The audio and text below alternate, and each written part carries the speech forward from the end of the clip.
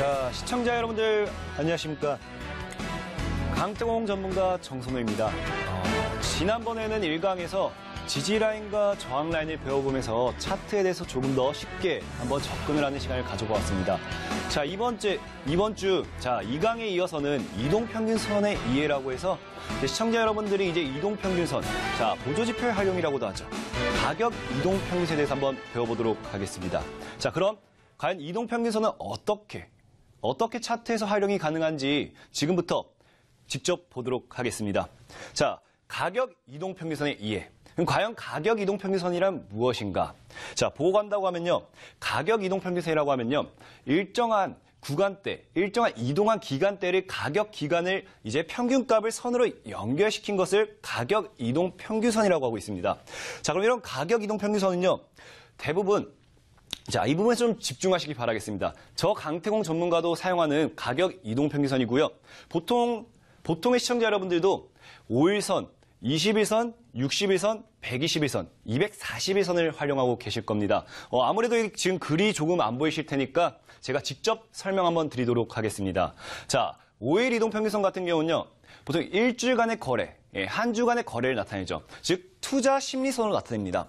과연 이 투자자들이 매수세가 좀 더 강했는지, 매도세가 좀 더 강했는지 이 심리를 나타내는 선으로도 보이고요. 자, 주가의 방향성을 파악한다. 단기간에 걸쳐서 이 주가가 상승 추세로 갈 것인가, 아니면 하향세로 갈 것인가를 파악하는 데 조금 간편하게 볼 수 있다고 말씀드립니다. 자, 그리고 20일 이동평균선. 자, 20일 이동평균선은 한 달. 자, 1개월간의 주가 평균으로 나타냅니다. 주가 평균. 자, 단기 투자의 생명선이라고 하죠. 생명선. 이 한 달 동안 이 주가가 과연 죽어가는지 아니면 살아가는지 한 달간의 추세를 파악할 수 있습니다. 즉, 이 20일 이동평균선이 이 상향 추세를 나타내고 있다고 하면은 현재 주가는 아무래도 살아가고 있다. 조금 수급이 붙으면서 우상향을 나타내고 있다고 볼 수도 있겠습니다. 자, 그리고 기본적으로 이용하는 60일 이동평균선입니다. 60일 이동평균선 같은 경우는요, 3개월간의 주가의 평균 이동값을 나타냅니다. 자, 주가 평균 이동값. 자, 중기 투자의 수급선이라고 보이죠. 대부분의 투자자들이 단기냐, 중기냐, 스윙이냐의 결정을 많이 하시는데요. 이 중기 투자자들 같은 경우는요, 60일 이동평균선을 본다고 하면요, 매우 유용하게 사용하실 수 있을 겁니다. 즉, 대량 거래의 수급과 관련이 있다. 즉, 수급선으로 나타내기도 합니다. 자, 그리고 121선, 그리고 241선 같은 경우는요, 6개월, 1년간의 장기간에 걸친 이동평균선인데요. 실제로는 그냥 장기선이라고 해서 이 121선 같은 경우는 이 주가가 이제 실적이라든지 기업 결산 관련해서 꾸준히 우상향을 한다. 현재 주가가 이제 현재 기업이 결산이라든지 기업적으로 좋아졌다라고 볼 수 있겠고요. 또 241선 같은 경우는요. 말 그대로 장기선, 1년간의 대세 흐름. 자, 이 한 해 동안 과연 이 주가는 어떻게 이동했는가를 좀 나타내는 선으로 볼 수 있겠다고 말씀드리겠습니다. 자, 이렇게 가격 이동평균선은 기본적으로 시청자 여러분들이 사용하시는 게 5일선, 20일선, 60일선, 120일선, 241선 총 5종류를 보통 사용하시고요. 저 강태공 전문가 역시 이 5개 이동평균선을 기본으로 주식 투자를 하고 있다. 이렇게 말씀드리겠습니다. 자, 그러면요. 과연 이 이동평균선을 어떻게 활용해야 될까? 자, 이동평균선에도 과학적인 근거가 존재하게 됩니다. 자, 가격 이동평균선은요. 관성의 법칙이 존재합니다. 관성. 이 주가가 계속 달리고 있어요. 달리고 있다가 한번 삐긋한다고 하더라도 다시 그 달리던 방향으로 쭉 나아가려는 관성이 존재합니다. 관성. 그리고 가격 이동평균선은 회귀의 법칙이 존재합니다. 회귀. 회귀란 무엇이냐? 내가 다시 돌아가려 한다는 겁니다. 내가 단기간에 급등을 보여줬다 하더라도 다시 한번 돌아가겠다. 이런 흐름을 나타낼 수 있다고 말씀드리면서 과연 이것이 차트에 어떻게 적용이 되는지 한번 지켜보도록 하겠습니다. 자, 보시면요. 현재 관성의 법칙입니다. 관성. 자, 이제 주가가 정확하게 꾸준하게 횡보세를 이어가고 있습니다. 횡보세. 횡보세를 이어가면서 이제 추세선, 가격 이동평균선 역시 횡보를 하고 있습니다. 현 자리대를 지켜내고 있죠. 자, 그러다가 횡보, 상승 추세로 전환을 하게 됩니다. 상승 추세에서 전환. 자, 상승으로 돌아서게 되죠. 정확하게 급등을 보이기 시작합니다. 급등. 그리고 주가가 눌리기 시작합니다. 다시 한번 급등하면서 주가가 꾸준하게 우상향을 이어갔는데 자, 집중하실 부분이 이 부분입니다. 장대 음봉을 한번 떨어뜨리죠. 장대 음봉. 정확하게 장대 음봉으로서 한번 주가를 이탈하느냐, 추세를 이탈하는 듯한 모습을 보였지만 다시 다음 날부터 다시 한번 상승 추세로서 전환이 이루어졌다. 볼 수 있겠습니다. 그럼 이게 무엇이냐? 아까 말했다시피 이 관성의 법칙에 의해서 주가가 꾸준하게 우상향하게 될 시 단기간의 세력들이 개미를 턴다고 하죠. 이 개미를 털고 가는 작업에 의해서 단기 급락을 보여주게 됩니다. 급락.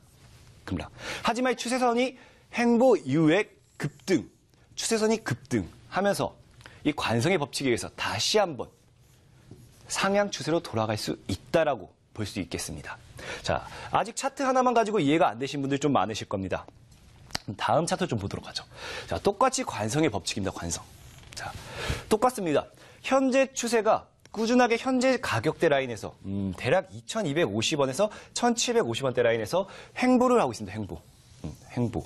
이 구간대를 벗어나지 못하면서 꾸준하게 횡보를 하고 있습니다. 횡보 이후에 뭐다? 추세가 상승 추세로 전환이 됩니다. 정확하게 추세가 급등을 하게 되죠. 자, 급등을 하게 되면서 어떻게 되죠? 다시 한번 급락 찍어 누르는 구간이 발생하게 됩니다. 찍어 누르는 구간. 자, 정확히 찍어 누르고 나서 다시 한번 급등, 다시 한번 상승 추세를 이어가는 모습을 볼 수가 있습니다. 즉 뭐다? 관성의 법칙에 의해서 주가가 급락을 보일지언정 내가 상승 추세를 이어가고 있다고 하면은 다시 한번 추세상 상승 전환을 시도한다라고 볼 수 있겠습니다. 그럼 우리가 이 관성의 법칙에서 알 수 있는 게 무엇이다? 이런 급락하는 구간, 우리는 이 급등하는 구간을 잡지 못했다고 하면요.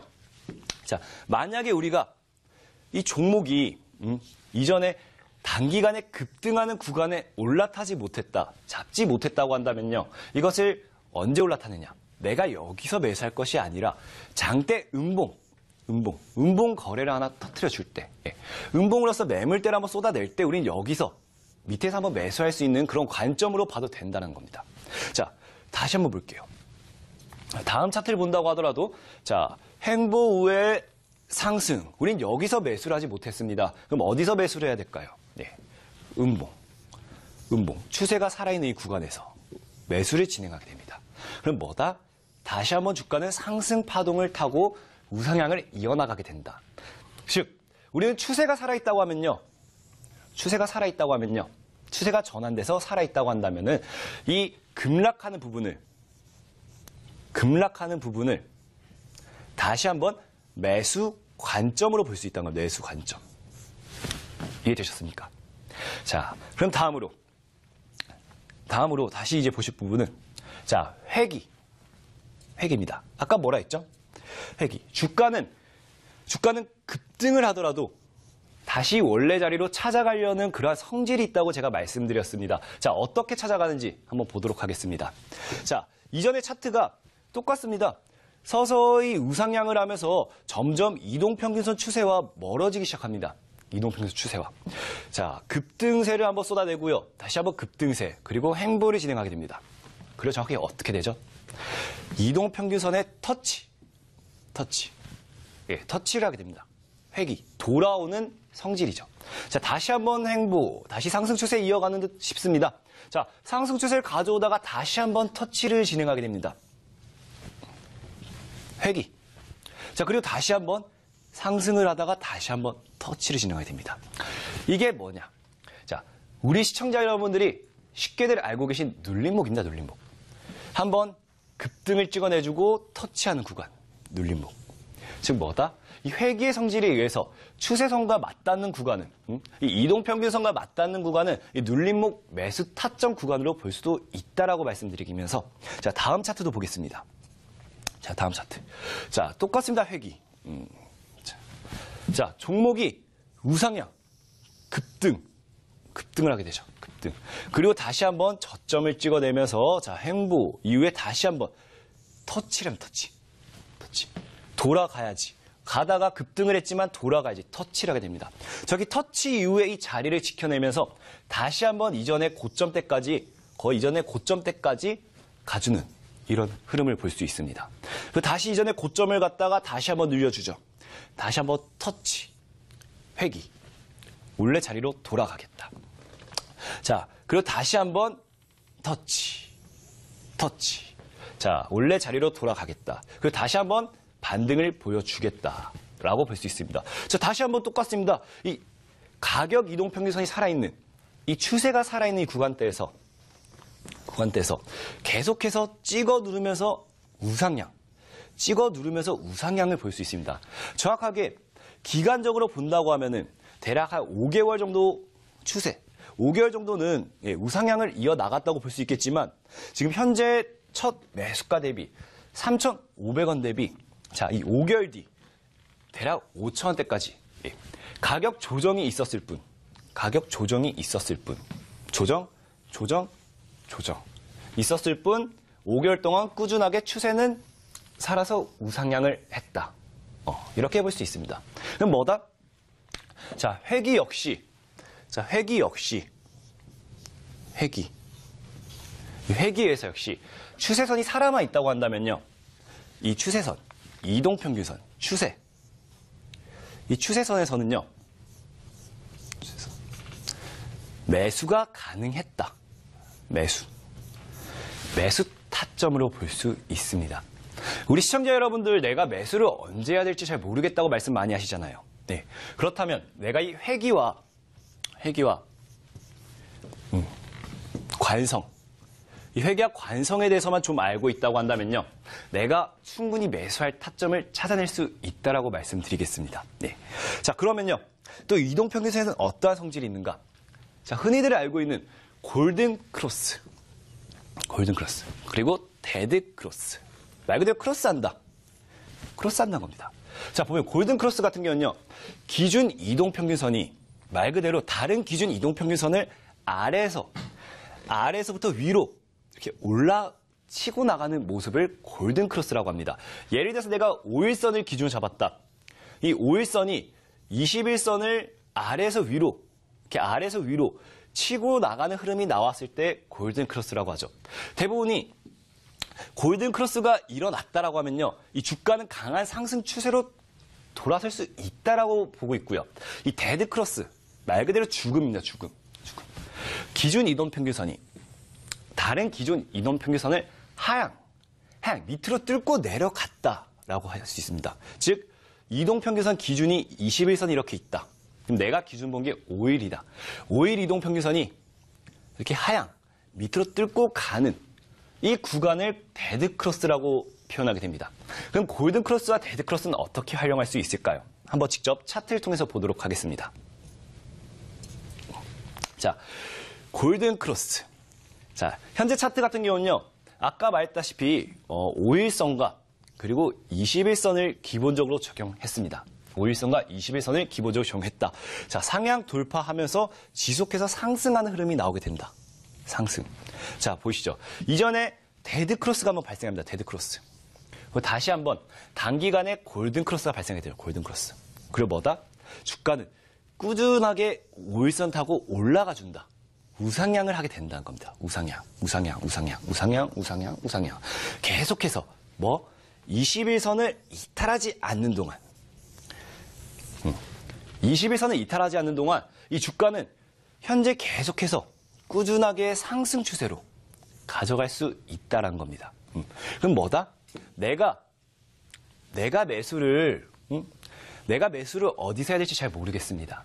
잘 몰라요. 그렇다면요. 이 골든 크로스만 내가 본다고 해도 이 구간대, 이 골든 크로스가 일어나는 이 시점에서 내가 매수 타이밍으로 잡자. 매수 타이밍. 나는 정말 이 종목도 모르겠고요. 이 주식이 뭔지도 모르겠고요. 어떻게 해야 될지 모르겠습니다. 그럼 뭐다? 이 골든 크로스만 난 보자. 이겁니다. 물론 100% 확률은 아닙니다. 하지만 골든 크로스만 보고 데드 크로스가 나왔을 때 매도 타점을 보자. 라고 해서 내가 이 종목을 매수했을 시 자, 정확하게 165만 원대에서 주가가 형성이 되어 있습니다. 165만 원. 165만 원. 그리고 내가 끝까지 가져갑니다. 끝까지. 지켰죠? 다시 한번 끝까지 가져갑니다. 끝까지. 지켰죠? 자, 끝까지 가져갑니다. 그리고 이 자리에서 내가 팔게 될 시 정확하게 4개월 만에 195만 원에 팔 수가 있었다. 매도할 수 있었다가 됩니다. 즉, 나는 주식에 대해서 모릅니다. 이 주식이 뭐 하는지도 모르겠어요. 하지만 이 골든크로스만 내가 제대로 찾아낸다고 하더라도 제대로 충분히 수익을 보실 수 있다는 겁니다. 즉, 다시 한번 말씀드리면요. 골든크로스는 매수 타이밍이 된다. 매수 타이밍. 이해하셨나요? 자, 매수 타이밍이 된다. 자, 또 다시 한번 보도록 하겠습니다. 자, 다음은 데드크로스입니다. 데드크로스. 자, 데드크로스 과연 어떻게 되는가? 자, 주가가 상승 추세를 꾸준하게 이어옵니다. 상승. 자, 상승을 하다가 이 21선에서 21선에서 맞닿습니다. 아까 앞에서 봤다시피 만약에 이 21선에 맞닿는 구간에서 이 주가가 지켜내면서 이렇게 반등을 받고 올라간다고 하면요. 꾸준하게 우상향까지도 가능할 수 있었습니다. 우상향까지 가능할 수 있었습니다. 근데 뭐다? 현재 주가를 지켜내지 못하면서 다시 한번 하락으로 밀리게 됩니다. 하락으로. 그럼 뭐예요? 결국 데드크로스가 발생하는 순간은 주가가 떨어진다. 추가적으로 하락할 수 있는 위험성이 있다라고 볼 수 있습니다. 그렇기 때문에 우리 시청자 여러분들 내가 아무것도 모르겠다. 정말 내가 이걸 어떻게 해야 될지 모르겠다 하실 때는요. 이 데드크로스가 나왔다. 매도 관점에서 보셔야 됩니다. 이해하셨나요? 내가 주가가 여기서 매수를 했지만 어디까지 가져가서 손절가를 가져갈지 모르겠다 하실 때는 확실하게 이 데드크로스가 이어지는 시점, 데드크로스가 나오는 시점, 이 나오는 시점을 매도 라인, 손절가로 잡고 가시면 도움이 많이 되겠습니다. 자, 만약에 내가 이 손절가를 못 지켰다. 그럼 어떻게 될까요?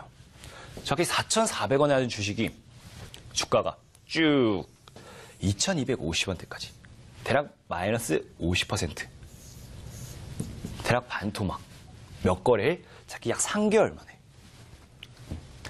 이게 바로 데드크로스와 이제 골든크로스를 이제 이용하는 방법입니다. 그럼 우리가 한번 응용을 한번 해볼까요? 응용.